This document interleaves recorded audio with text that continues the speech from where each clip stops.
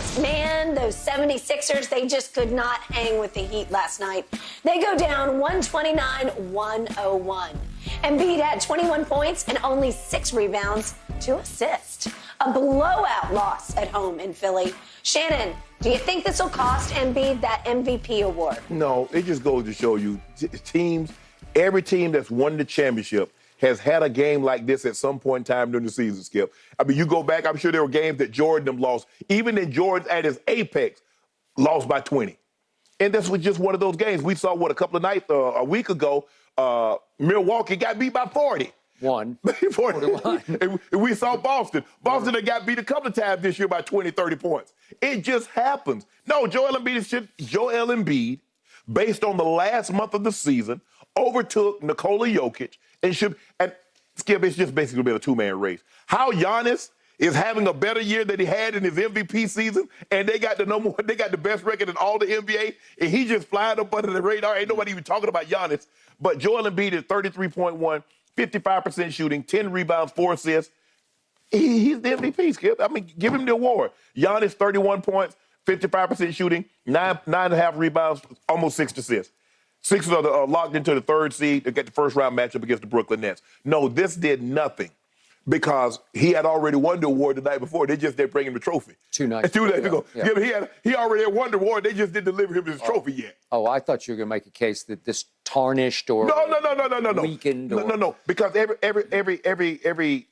MVP has had a game where they shot, 6 of 20 and they lost or didn't play particularly well.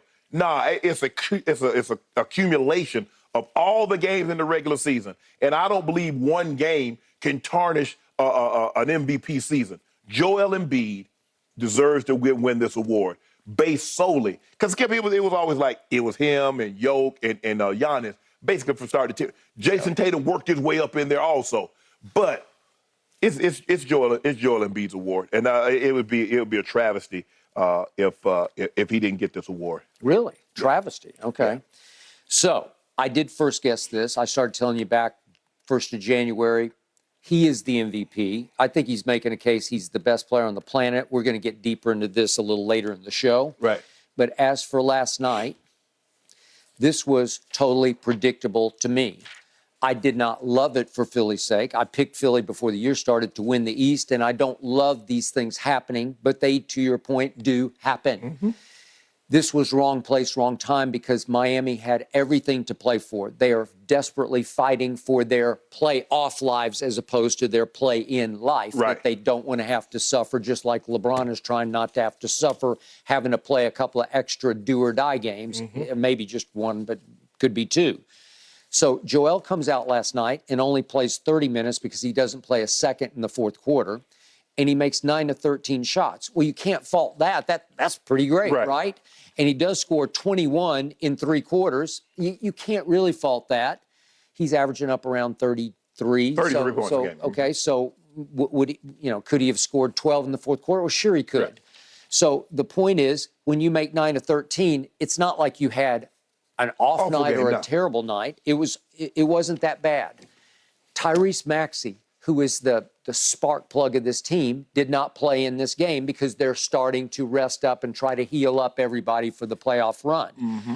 Then DeAnthony Melton, who I keep telling you, I love him, especially as a defender, he tweaked his calf and didn't play the second half. And Doc said he thinks it's okay, that it was just precautionary, but he didn't play in the second half.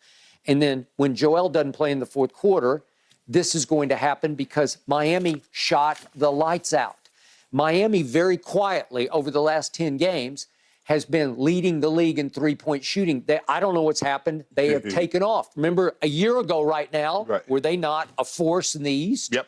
And they're not different. They're still the same basketball team from a year ago, right? Yep. So last night, they made 18 threes. They shot 46% from 3. Well, if you're going to do that, Skip, all you got to do, I don't look at Joel Embiid's 9 of 13. I just go a little further right and look at his free throw attempts. Yeah, well, 2 of 4. I mean, he just didn't get to the free Joel throw. Embiid normally shoots 15 free throws a game. He's normally 13. He averages 10. Yeah, so no, he averages 10 makes. 10, 12 attempts. Right. So he's second only to Giannis in attempts. Right. Yes. So Skip. No, but Doc said it was a very difficult game to have energy, honestly. He added, this was an exercise.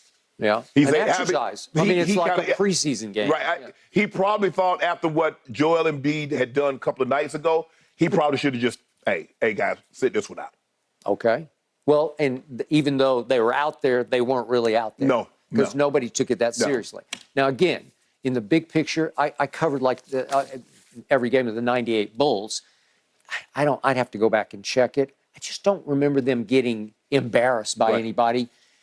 They actually, because of that guy, they're going to compete pretty hard every game. Now, they're going to lose some games, obviously, because they lost. Sometimes, Skip, no matter how hard you compete, the ball just don't go in, and the other team just can't miss. It's the one thing about basketball, and I don't know if it was actually Doc who said this first, but it's always attributed to him. It's a make or miss league. Yes. And if you make 18 threes, you got a really good chance of winning the basketball game. Yes. Well, they're hot. They're making them. Tyler Hero's out of his mind. Jimmy Butler's out of his mind. I don't know. They're still really good. They're still basically, what's not to like about the Heat except their record? They're 43-37, which is not what people thought they were going to be. I agree. Right? Nope. Okay. Are they dangerous? Yeah, they're dangerous. You know what? They might not be dangerous in the regular season, but they become a very dangerous playoff team. Well, there is this playoff Jimmy thing going on. Yeah. If you go back and look at the Heat, Skip, they're always a tough out for anybody. Now, they're going to be in the they look like they're going to be in the play-in. They're the seventh right now.